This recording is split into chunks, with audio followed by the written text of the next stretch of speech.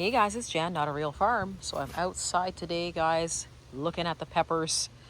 And even though we have been going down into sort of single digits at night, next week we're supposed to actually have a heat wave.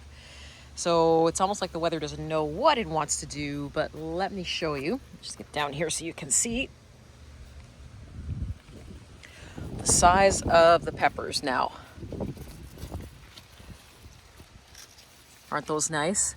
So these are pimentos, so they'll eventually turn red, but they are actually really beautiful. And we have quite a bit of them growing this year.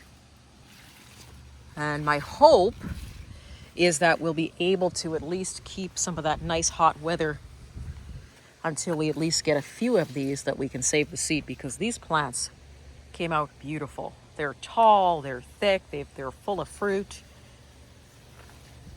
Actually, if I swing this around here, you can see there's one on the other side. Hopefully. Look at that. Isn't that beautiful? Lots of blossoms, lots of fruit. Check it out. They're just jammed. I can just move this for you so you can see. Look at that, all in there. So those are our own saved pimento seeds. So those plants did fantastic. Hopefully we'll be able to get past this little cold spell that we got at night and then move into that heat wave, so we have at least another month with the peppers on the vines. The other thing that we're working on is purple potatoes.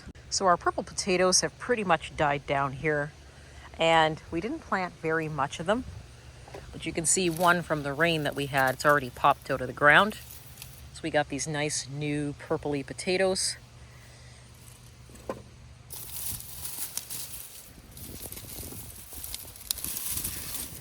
If I just get rid of some of this, we'll be able to see.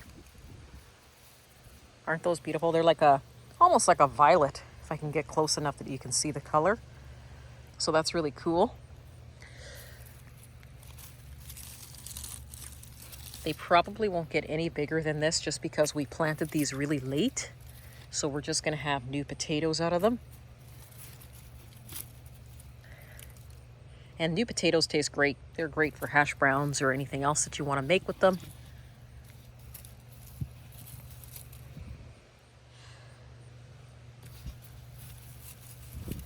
And we don't actually have to take them all out of the ground right now. We can leave them in. See, so we got a bunch of little ones. Now, let's go over to the tomatoes. So my tomatoes here are starting to take a little bit of a hit. They're laying over past the beans because the temperature is getting cold at night. But take a look at the size of these tomatoes. And just for reference, look at that. They're like the size of mini pumpkins. Those are my delicious tomatoes. And then we also have Sartre S's as well. So let's take a look down here. So the Sartre S is one of my most popular tomatoes that I have in the store. The Sartre S is a yellow purple tomato, and people really seem to like it because of the colors. I have to be careful here because the hornets are going crazy, but check it out.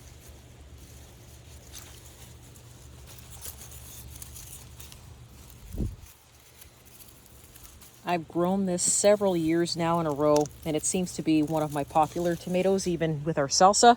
Take a look at that. And they can get bigger than this as well. This was one of the volunteer plants that grew back, and so I didn't have the heart to get rid of a lot of the volunteers, and this is what he gave me. So really happy with that. They're really beautiful. They've got those purple shoulders, and then it's just basically a yellow tomato. So if you're interested, they're called the Sartre S, and they are up in our store. And then I believe there's another one under here. See, they're all starting to change color, so you'll get these nice sort of purpley tomatoes. I've got them all over. And then they'll turn yellow on the bottom. And some of these, I'm going to say some of these could rival beefsteaks. Let's look in the other garden. It's been a year of purples, yellows for me. Take a look at this. Look at the size of these Sartre S's. So if I just reach in here, Takes up almost pretty much my whole hand. So these are going to be massive, beautiful tomatoes. And this is one of the reasons why I like to grow this tomato, is not only for the color and how healthy it is, but the size of it alone, like I said, will rival a beefsteak. And it's actually not a beefsteak tomato. Oh, here we go. I thought I was going crazy. Okay, there is another one here. So these ones are starting to ripen, but then we've got a nice one right here. Let's take this guy out. Check it out. Isn't that amazing? For whatever reason, this has become one of my favorite tomatoes. And like I said, I believe that we still have seed up for the Sartre OS in the store. If you're interested in growing it for next year, you will not be disappointed. That's it for me today, guys. I'm just out picking our Sartre OSs and looking at some of our potatoes. And like I said, we have all of these Sartre OSs that are just amazingly huge this year. Must be all the rain. See you soon.